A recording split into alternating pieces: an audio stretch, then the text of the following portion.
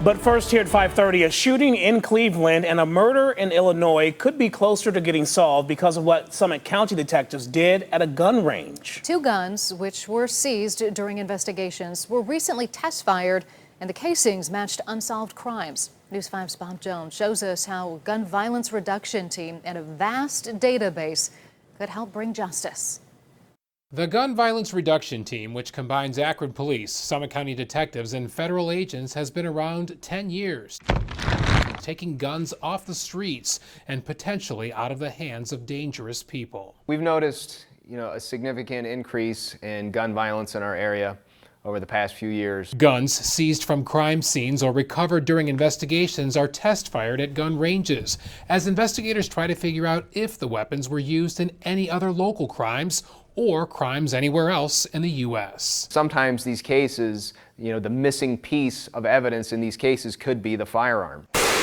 Last week, Summit County detectives fired rounds from several guns that had been seized. The guns and the casings were brought to BCI, and the evidence entered into the National Integrated Ballistic Information Network, known as NIBIN. The database nationwide has over 5 million pieces of evidence stored within it. Inspector Bill Holland says the database looks for unique characteristics that link guns to crimes. What the computer system is looking for is firing pin marks, ejection marks, any kind of unique identifying marks produced by a certain firearm. Summit County detectives discovered two of the guns that they fired in the range matched unsolved shootings, one here in Northeast Ohio and another in Illinois. One of which was in Cleveland.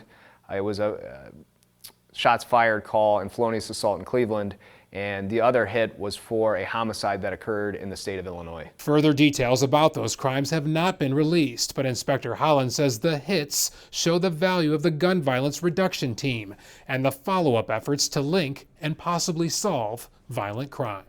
Using the Gun Violence Reduction Team along with the NIBIN system, we hope to clear up several cases in the future. According to Holland, police in both Cleveland and in Illinois are using the new information, linking the guns to the crimes, to help with their investigations, with the goal of trying to figure out who pulled the triggers. In Akron, Bob Jones, News 5. The Bureau of Alcohol, Tobacco, and Firearms has a database of guns recovered and traced in each state. Information for 2023 is not yet available, but for 2022, the ATF says more than 20,000 firearms were recovered in the state of Ohio. The vast majority were pistols. They're followed by rifles, revolvers, and shotguns.